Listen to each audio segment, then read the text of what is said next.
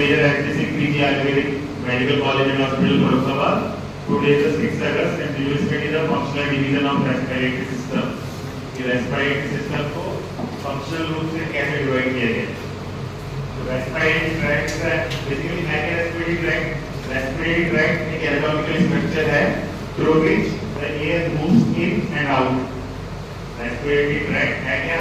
Respiratory tract एक ऐसी anatomical structure है जिसके थ्रू आपकी बॉडी में हवा अंदर घुसती है और बाहर निकलती है। वो बंद कॉपीबल सिस्टम रेस्पिरेटरी ट्रैक्ट है क्या? रेस्पिरेटरी ट्रैक्ट एक ऐसी एनाटॉमिकल स्ट्रक्चर है जिसके थ्रू हवा आपकी बॉडी के अंदर घुसती है और बाहर निकलती है। The air moves in and out. This is anatomical structure through which the air moves in and out. Generally, the respiratory tract is divided into two. एक upper respiratory tract और दूसरा lower respiratory tract. ठीक है? तो respiratory tract को आप दो में डिवाइड कर सकते हैं, upper respiratory tract और lower respiratory tract. तो upper respiratory tract कहाँ से कहाँ तक जाता है? From nose up to the vocal cord. That is level का vocal cord. तो नाक से लेके from nose से लेके vocal cord तक क्या जाता है? upper respiratory tract. ठीक है? nose से लेके vocal cord तक क्या जाता है? upper respiratory tract. जो लोअर रेस्पिरेटरी ट्रैक्ट है वो trachea, bronchi and lungs, trachea, bronchi और लंग्स। ठीक है, मैंने दो चीजें बताई। क्या बताया मैंने? एक अपर रेस्पिरेटरी ट्रैक्ट है और दूसरा लोअर रेस्पिरेटरी ट्रैक्ट है। जो नाक से लेके वोकल कॉर्ड तक है वो अपर रेस्पिरेटरी ट्रैक्ट है। फिर ट्रेकिया, ब्रोंकाई और लंग्स ये क्या है? Lower respiratory tract. ठीक है, ये कहना चाह रहा हूं मैं। अब सुना होगा किसी को ज़्यादा दिन तक खांसी नहीं रहनी चाहिए या किसी का गला खराब जो है वो ज़्यादा दिन तक नहीं रहना चाहिए, तो बोलते हैं ना, इसमें बोलते हैं एक सिंपल खांसी, सिंपल रनिंग नोज, जो बहुत सिंपल चीज़ है, स्टीम लोगे तो ठीक हो जाएगी, खाना वाना भी तो ठीक हो जाएगी। लेकिन अगर वो सिंपल सी खांसी अगर वो ज़्यादा दिन के लिए हो गई तो क्या होगा? जो इन्फेक्शन अपर रेस्पिरेटरी ट्रैक्ट में है वो लोअर रेस्पिरेटरी ट्रैक्ट में चला जाएगा and that will cause the problem. ठीक है, तो अपर रेस्पिरेटरी ट्रैक्ट कहाँ तक जाता है? नाक से लेके वोकल कॉर्ड तक। लोअर रेस्पिरेटरी ट्रैक्ट कहाँ तक जाता है? ट्रेकिया, ब्रोंकाई और लंग्स। ठीक है, बताया ना? रेस्पिरेटरी ट्रैक्ट को कितने में डिवाइड कर सकते हैं? दो पार्ट में, एक अपर रेस्पिरेटरी ट्रैक्ट और दूसरा लोअर रेस्पिरेटरी ट्रैक्ट। तो रेस्पिरेटरी ट्रैक्ट के जो ऑर्गन है वो क्या है? रटना वटना कुछ नहीं है। सबसे पहले क्या है? हाँ, नोज। उसके बाद क्या है? फेरिंक्स। क्या है? फेरिंक्स। उसके बाद क्या है? लैरिंक्स। लैरिंक्स के बाद क्या है? ट्रेकिया। ट्रेकिया के बाद क्या है? ब्रोंकाई। क्या है? ब्रोंकाई। फिर क्या है?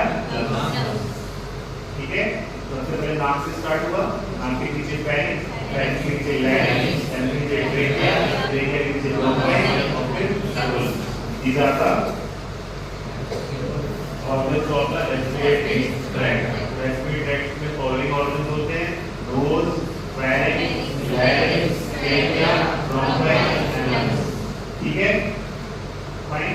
तो वन बाय वन पढ़ लेते हैं बहुत डीप में, डिटेल में जो भी एनाटॉमी पढ़ाएगा वो बताएगा। अब ये फिजियोलॉजी में क्या पढ़ना है? कौन सा ऑर्गन क्या काम करता है? तो व्हाट इज द नोज?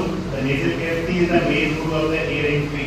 तो आपकी नाक में आपकी बॉडी में जो हवा जा रही है तो जो मेन गेटवे है, मेन पैसेज है, मेन पाथवे है वो क्या है? It is the main route for the air entry and consist of the large irregular cavity divided by a two equal passage by a septum। तो इसमें बड़ी सी cavity दिख रही है ना, उस कैविटी के बीच में दीवार लगी हुई है, दैट दीवार is known as septum. That दीवार is known as septum. This is the nose. अब नोज का काम क्या है? तो नोज के दो फंक्शन होते हैं मेनली। पहला फंक्शन रेस्पिरेटरी फंक्शन जो इससे रिलेटेड है, रेस्पिरेटरी फंक्शन। तो रेस्पिरेटरी फंक्शन से क्या रिलेटेड है?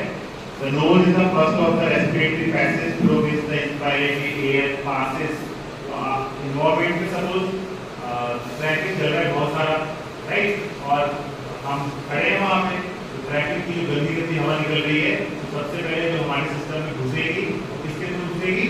नाक के थ्रू। तो नाक का जो बहुत इम्पोर्टेंट काम है, नाक के अंदर बाल लगे हुए हैं, लगे नहीं, बाल को हेयर नहीं कहते, बाल को क्या कहते हैं? बाल को हेयर नहीं कहते हैं, बाल को क्या कहते हैं?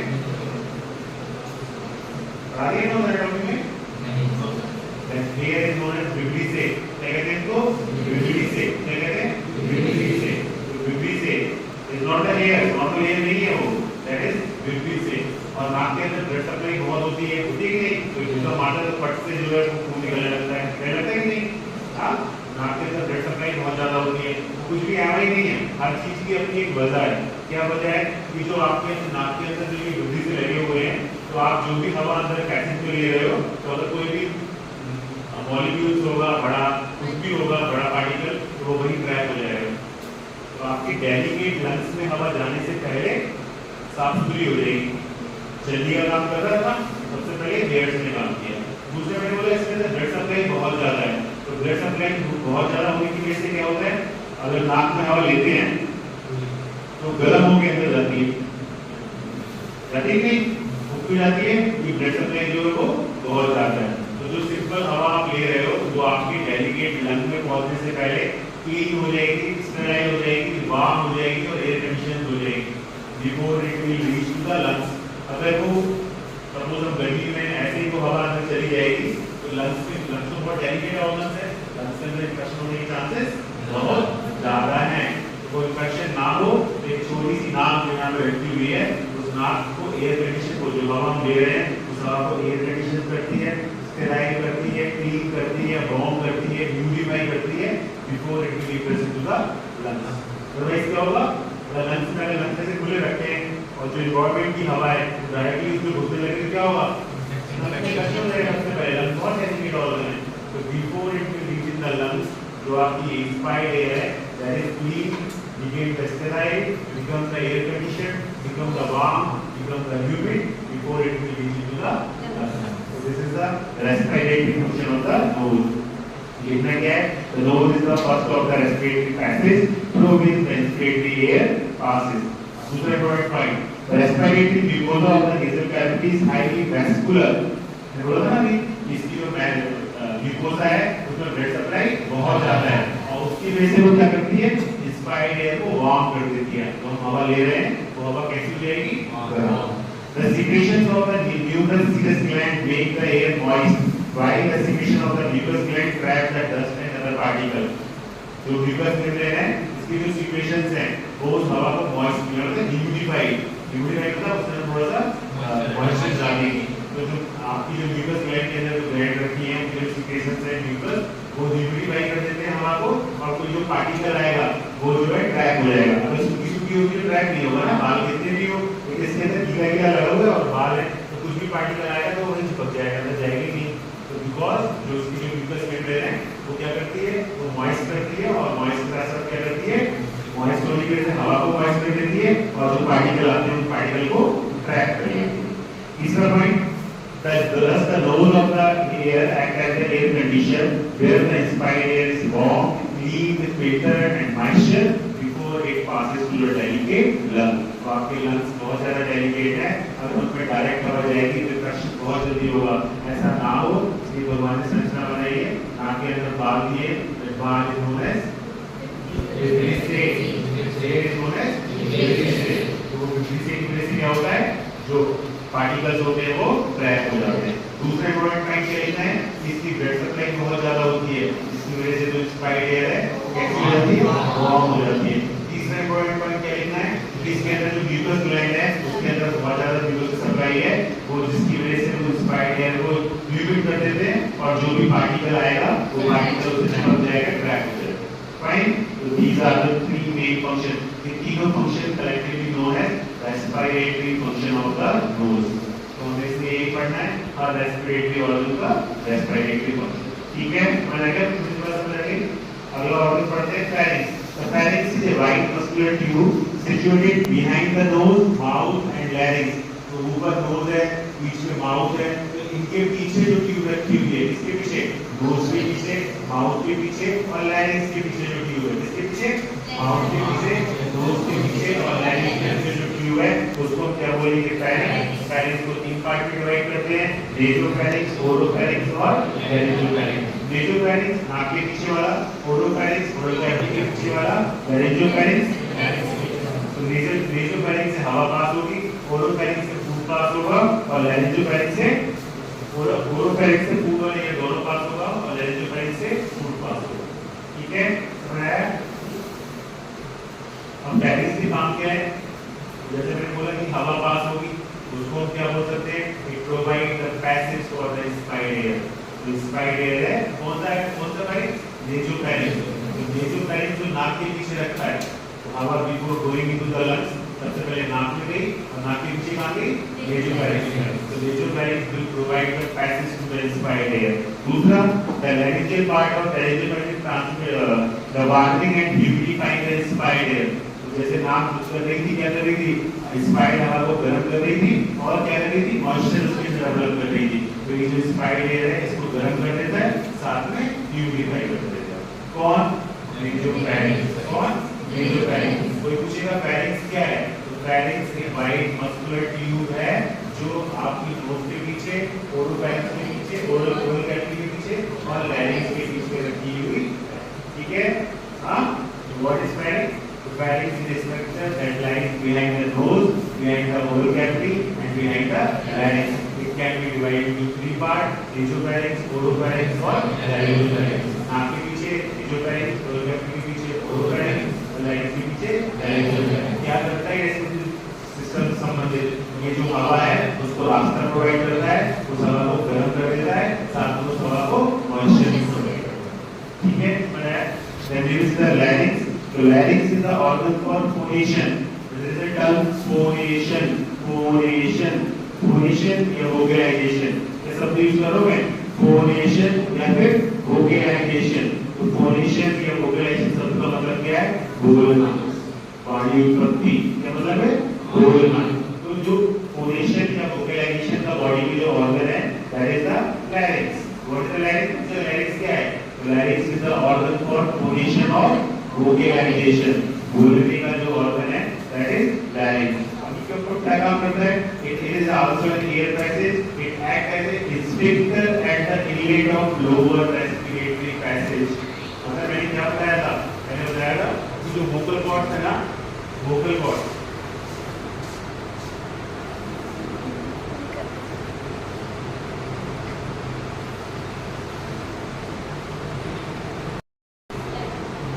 क्या बताया था, एक अपर रेस्पिरेटरी ट्रैक्ट और एक लोअर रेस्पिरेटरी ट्रैक्ट। तो अपर रेस्पिरेटरी ट्रैक्ट नोज से स्टार्ट हुआ था, हमें क्या बोल रहा था, वोकल कॉर्ड। क्या बोल रहा था, वोकल कॉर्ड। और वोकल कॉर्ड कहाँ लगे हुए हैं, लैरिंक्स पे। तो यहाँ तक क्या था, अपर रेस्पिरेटरी ट्रैक्ट, और यहाँ क्या है, lower respiratory tract. Lower respiratory tract पे स्फिंक्टर का काम करता है। क्या काम करता है, स्फिंक्टर का। अगर सपोज नाक में मक्खी घुस गई, नाक में मक्खी घुस गई तो अंदर नहीं जाएगी, क्योंकि किसका काम कर रहा है, स्फिंक्टर का। ठीक है, तो जो लोअर रेस्पिरेटरी ट्रैक्ट है उस पे जो लैरिंक्स है किससे काम करते हैं, स्फिंक्टर का। ठीक है, क्या होते हैं sphincter?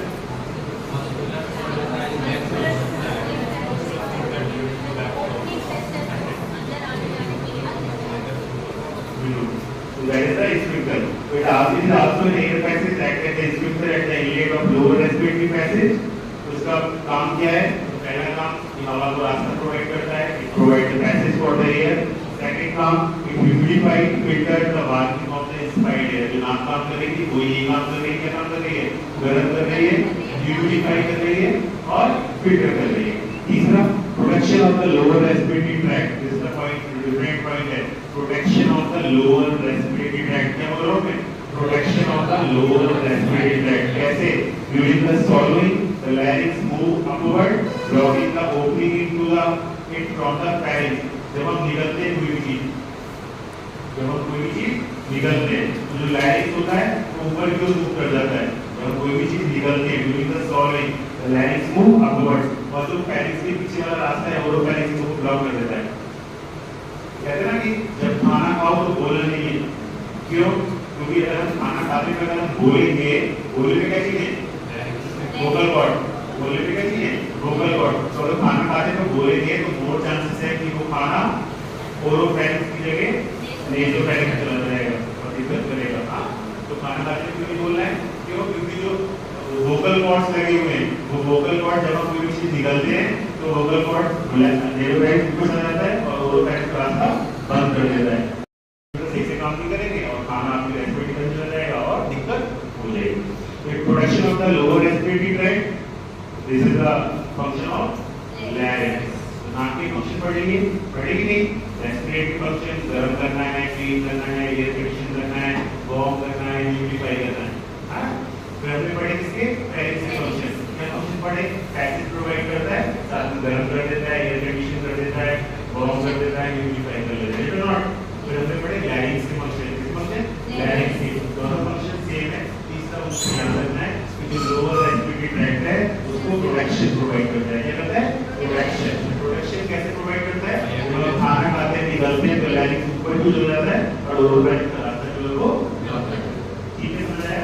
Now we will trachea, trachea और विंड पाइप। तो what is trachea, it is a patent tube, it is a patent tube for the passage of air to and from the lungs। तो lungs के अंदर जो हवा जा रही है, लंग्स के अंदर जो हवा जा रही है वो हवा के जाने के लिए और बाहर निकलने के लिए, टू एंड फ्रॉम, तो हवा लंग्स के अंदर जाए और जाके बाहर निकले, तो उसके लिए जाने के लिए जो ट्यूब है, उस ट्यूब का नाम क्या है ट्रेकिया।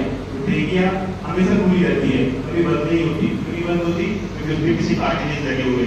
मैंने जो शब्द यूज किया बड़े यूजर पेटेंट ट्यूब, पेटेंट मतलब जो हमेशा खुली रहे, खुली मतलब चिपकी नहीं, कोलैप्स नहीं हुई, ट्रेकिया हमेशा ऐसे रहेगी। क्यों रहेगी ऐसे, क्योंकि पीछे क्या लगे हुए cartilage. It is a patent tube through which the air moves and comes out from the lungs. Its upper end is continuous with the lower end of larynx, and at the lower end of trachea divided into right and left principal bronchi। Trachea के ऊपर क्या है larynx, trachea के नीचे क्या है bronchi। Trachea का जो अपर एंड है वो लैरिंक्स के लोअर एंड से कंटीन्यूअस है, और ट्रेकिया का जो लोअर एंड है वो ब्रोंकाई के अपर एंड से कंटीन्यूअस है, इट इज नॉट। हां, कोई पूछे ट्रेकिया क्या है, ट्रेकिया एक पेटेंट ट्यूब है जिसके थ्रू हवा लंग्स के अंदर जाती है और लंग्स से बाहर निकलती है, ठीक है।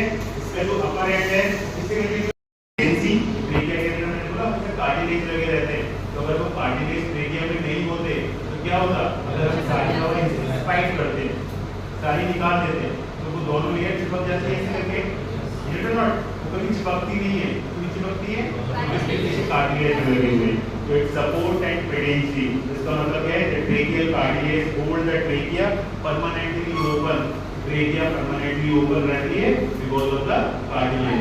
अगर वो बंद हो जाए और 2 मिनट के लिए सांस ना लें तो क्या होगा, तो लगे के अंदर कोलैप्स हो जाएगा, वो कोलैप्स नहीं होता तो भगवान ने ऐसी स्ट्रक्चर बनाई है कि ट्रेकिया के पीछे कार्टिलेज लगे, ट्रेकिया जो है वो हमेशा परमानेंटली ओपन रहती है।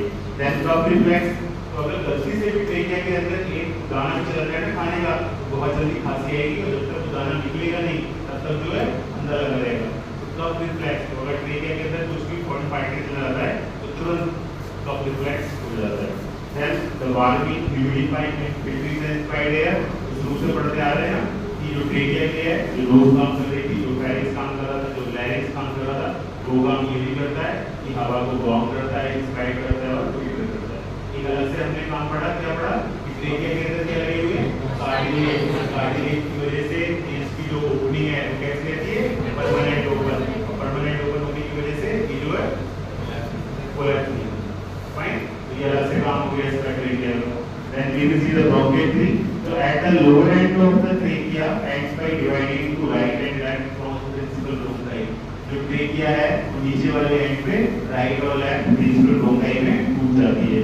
ईच प्रिंसिपल ब्रोंकस, दो शब्द यूज किए, एक ब्रोंकाई और एक ब्रोंकस, एक ब्रोंकाई और एक ब्रोंकस। ब्रोंकाई प्लूरल शब्द है और ब्रोंकस सिंगुलर शब्द है, अगर एक वचन बोलेंगे तो ब्रोंकस और वचन बोलेंगे तो ब्रोंकस।